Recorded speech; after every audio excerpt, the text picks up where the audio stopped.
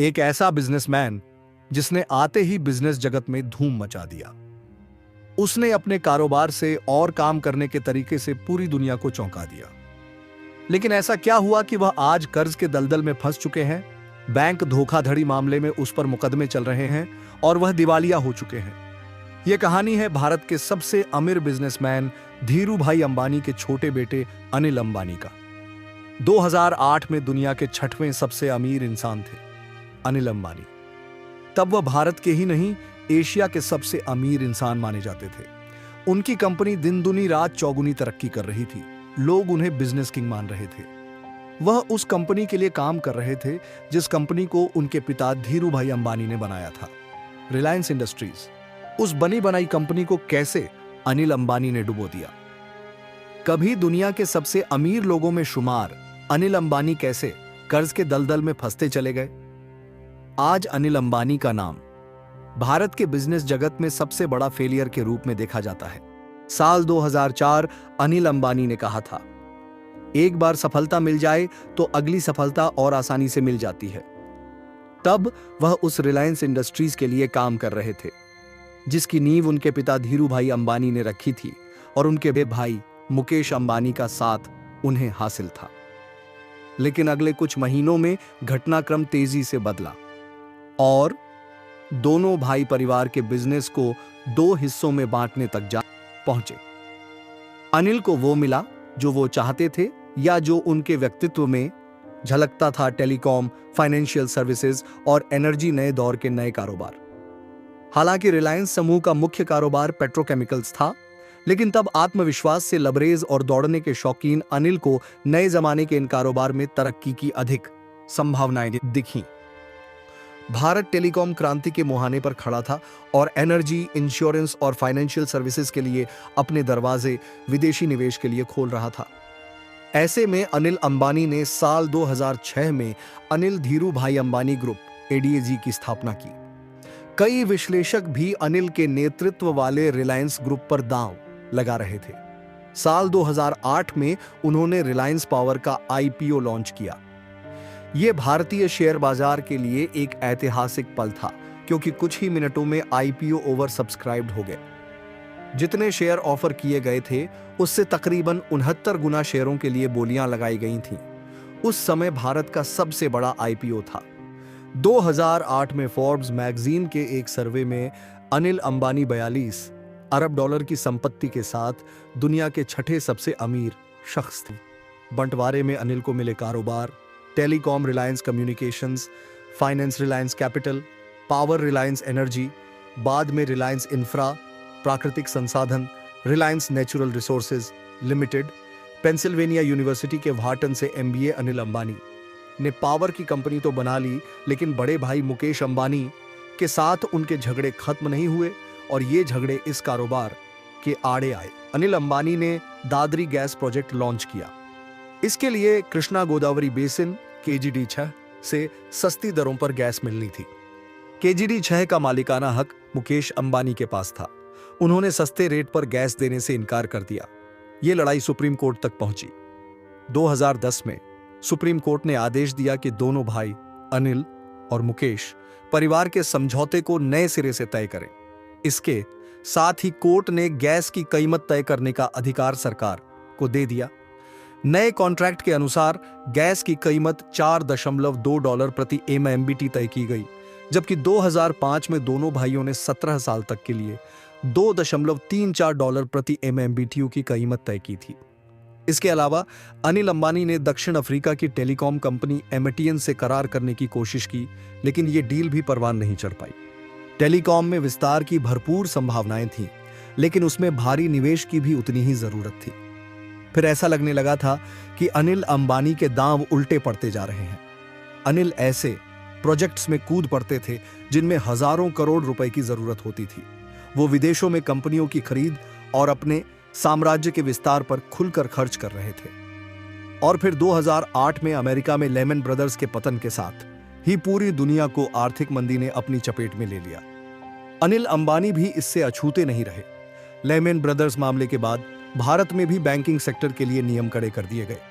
उद्योगपतियों को भी कर्ज मिलने में मुश्किलें होने लगी थी।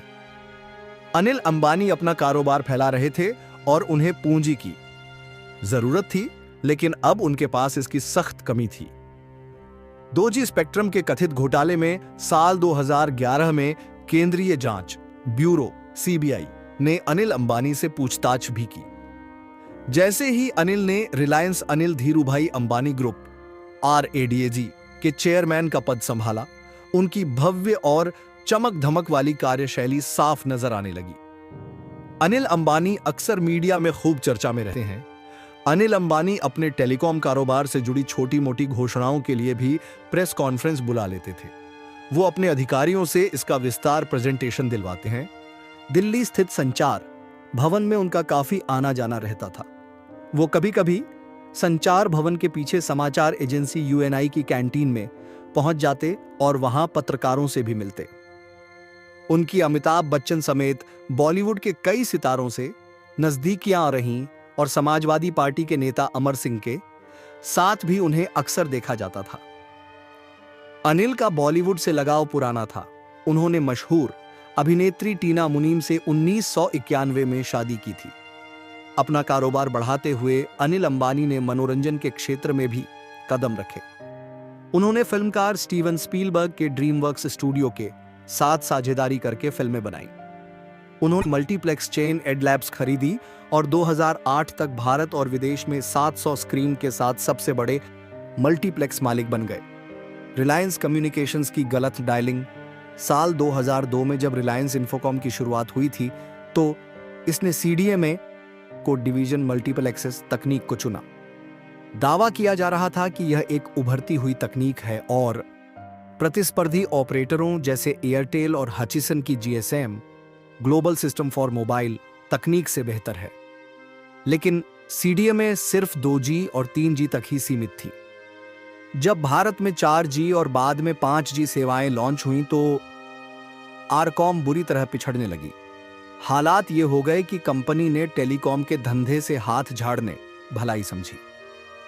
अनिल अंबानी ने सितंबर 2018 को रिलायंस कम्युनिकेशंस के शेयरधारकों की सालाना बैठक में ऐलान किया, हमने तय किया है कि हम इस क्षेत्र में आगे नहीं बढ़ेंगे। लेकिन अनिल की मुश्किलें कम होने का नाम नहीं ले रही हैं।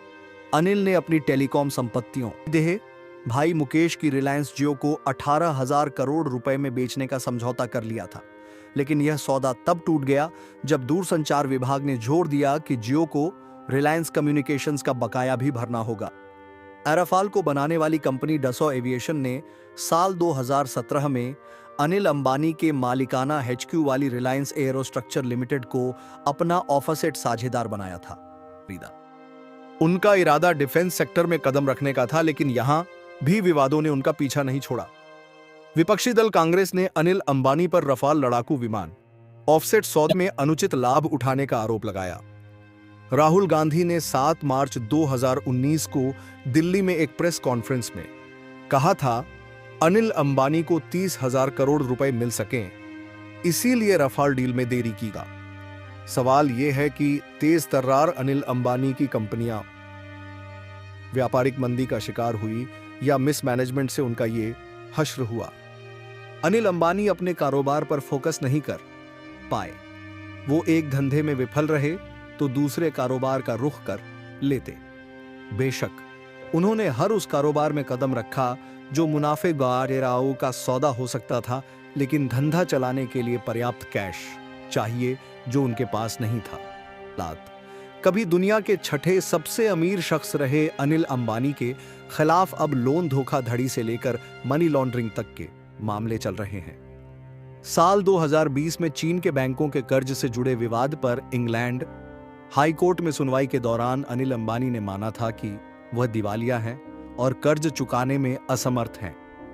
नील अंबानी अनिल के वकील ने अपनी दलील में कहा था, अनिल अंबानी की नेटवर्थ 0 है, वे दिवालिया हैं, इसलिए बकाया नहीं चुका सकते, परिवार के लोग भी उनकी मदद नहीं कर पाएंगे। इधर अनिल अंबानी की कंपनियों से जुड़े कथित 17,000 करोड़ रुपए की लोन धोखाधड़ी की जांच चल रही है।